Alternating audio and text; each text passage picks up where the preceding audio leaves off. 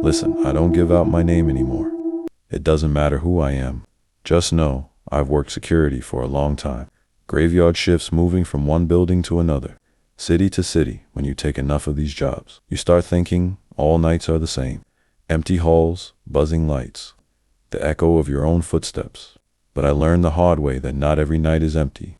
Some nights carry weight, some nights don't let go of you. The first job that stuck to my bones was in an office building, downtown, built back in the 1940s. Brick cracked with age, elevators that screamed every time they moved. The whole place soaked with the smell of dust and old burnt coffee. You know the type. Too old to feel safe, too alive to feel abandoned. I'd start at 11 p.m., a thermos of cheap coffee. At my desk, monitors showing still black and white feeds, and the sound of silence pressing in. For the first couple weeks, it was routine. Walk the floors, check the locks, make sure no one's sneaking in to steal a printer. Then around 2 a.m. every night it began. Thump, thump, thump. Always the same hour, always the same sound. Low, muffled, slow, like heavy boots moving on wet concrete beneath me. I told myself it was pipes. My buddy Dave, construction guy, once said old buildings have bones that settle, but bones don't march in rhythm. I went down to the basement to prove it to myself. Empty, just concrete walls, rusty lockers, the smell of damp. Nothing until the third week, when I noticed a grate, half hidden behind stacked crates. Out of place, like someone wanted it covered. I pulled the crates aside, lifted the grate beneath. It was a stairwell. Narrow, steep, concrete, chipped with age. Air heavy with the stench of sour rock and damp earth. I checked the blueprints later. No tunnel, no stairwell. Nothing on paper, but it was real. At the bottom was a tunnel. Low ceiling mold, crawling like veins down the walls.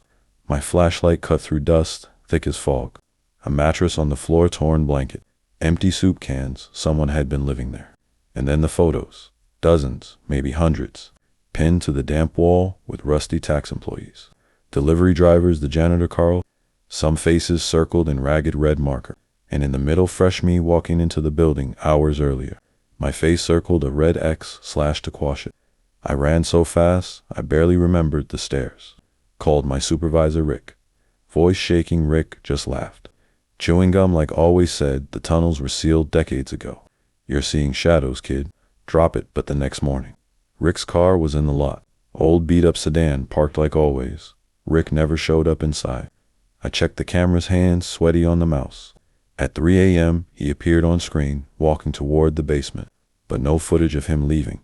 No trace, just gone. And when I checked the tunnel one last time, hard hammering, there it was. A new photo on the wall, Rick circled in red. That was it. I didn't even pick up my last paycheck. I quit, moved to another town. Found another job, but night security follows you like a curse. The next building was different.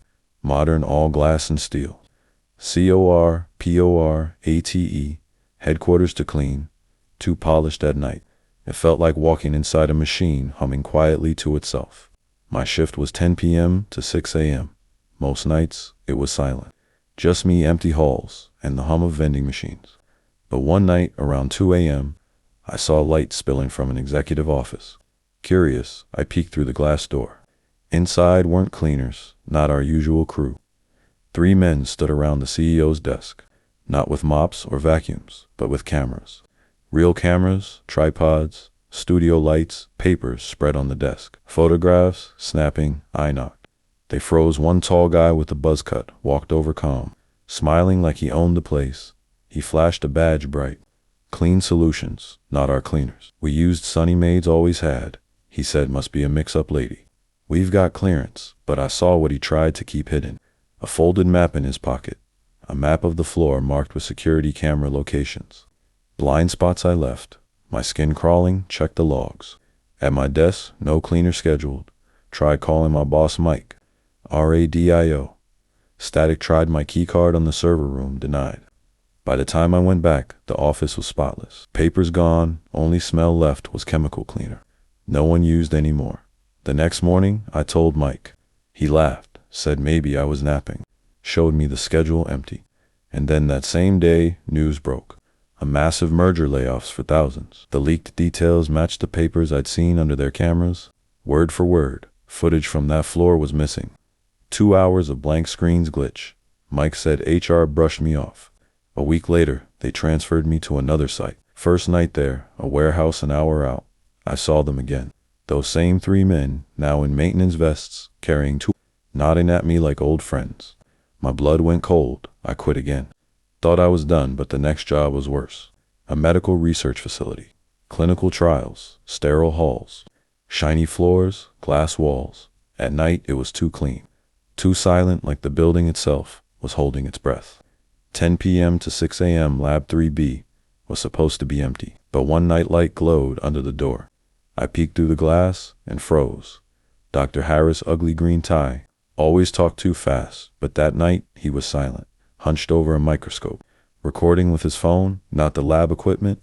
In front of him were Petri dishes filled with tissue samples, pink, wet, pulsing under the light. His hands moved precise, but the rest of him still. To still, no shift of weight, no fog on his goggles, just hands and samples, moving like a machine. I knocked nothing. Tried my radio static, I checked a lot. His Honda was parked sloppy, like he'd rushed fresh. Muddy tire tracks led to a service door. Door cracked open, unlocked. The smell of chemicals and something sour drifted out. Next night I pulled the footage. Midnight Harris walked into 3B with a duffel bag. Hours passed, no exit. The footage just looped. I told my boss Karen. She laughed, said Harris was on vacation in Italy. Showed me his Facebook pictures from a cafe that same morning. Time-stamped, but I knew what I'd seen. Days later, families of patients began reporting missing people. 3 trial participants vanished after appointments. Then silenced the news, tried to pick it up. Lawyers shut it down. I still drove by sometimes. At 2 a.m., I saw ambulances leaving the back entrance. No lights, no sirens, just quiet black SUVs parked in a lot. Tinted windows, engines running. My replacement lasted 3 nights. Left his keys on the gas on and never came back. Karen called me frantic, asking if I'd said anything to him. I hadn't, didn't need to. Some things you can't explain me. I left security work, took a mall job. Day shifts, sunlight, customers' noise. Things that felt alive, but even now, I check my locks twice. Keep my phone off at night, and sometimes catch myself staring too long at photos I don't remember taking, because across every building, every city, the shadows follow. Photos on walls, men disguised as cleaners, doctors working in silence, different faces, different places, but the same eyes always watching.